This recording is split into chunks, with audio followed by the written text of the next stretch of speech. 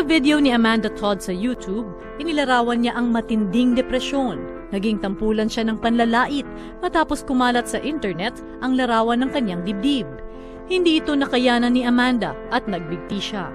1 in 3 young people have been victims of cyberbullying.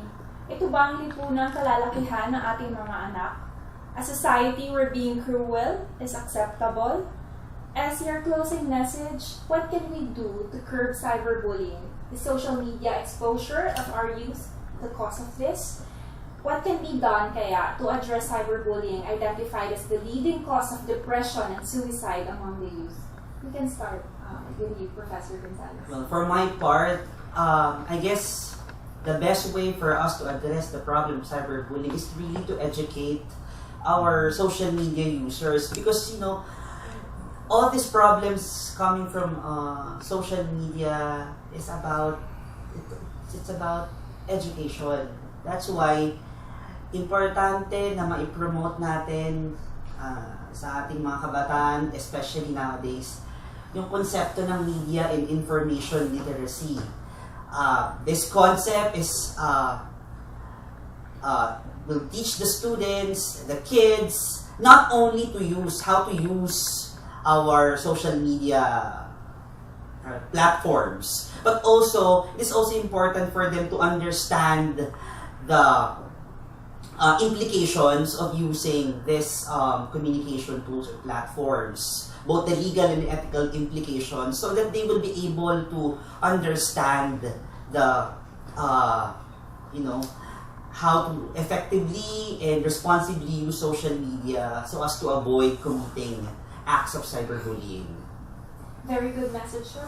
Dapat alam ng mga kabataan natin ngayon how to responsibly use social media.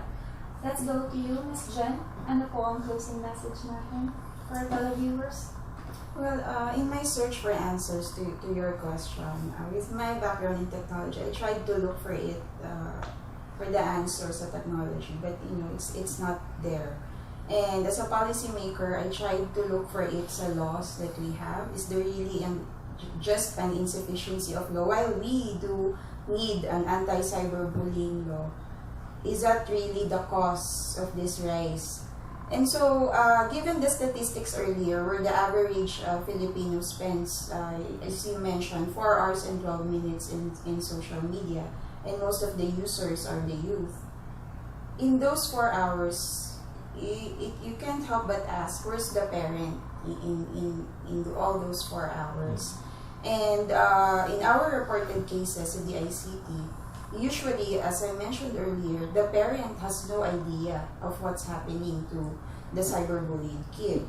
And so with that, I came to realize that at the end of the day, it's really how we as parents try to help our kids navigate this online world that is full of dangers. Because from the time a kid wakes up till the time he sleeps, the greatest influence to him is the parents. And so I believe that we need to empower parents on how they can help their children become responsible digital citizens, both for the victims. This will help both the victims and those that are the bullies. Because when you look deeper into the reason why they are victims or why they are bullies, it will always point back to the family. And so, my stand on this is, as a parent, we need to be involved. And we need to work on our relationship with our kids. Because the greater the relationship, the greater the influence. Agent Edge, your closing message, sir? Yes, ma'am. Kami po kasi sa NBI Cybercrime, in cases of cyberbullying incidents, we always say that the virtual world is as real as the physical world to our children. And considering that, we should use that as leverage to communicate and forge our bonds with our children. And as investigators of cybercrime cases, part of our duty is to promote and advocate cybersecurity. That's why we are very grateful for this opportunity to further spread awareness through these media platforms. Thank you very much, Agent Edge. We are so grateful that we have people like you working in the NBI. Thank you for your hard work, for your heart to serve the children being victimized in the cyber world. Napakabilis ng oras, marami pang dapat talakayin. We open CyberChat with these questions. Ito ba ay dala ng social media? O ito ba ay isang tanda ng patuloy na pagkasira ng ating kultura bilang mga Pilipino? O ang kawalan ng involvement ng parents sa digital life ng kanilang mga anak?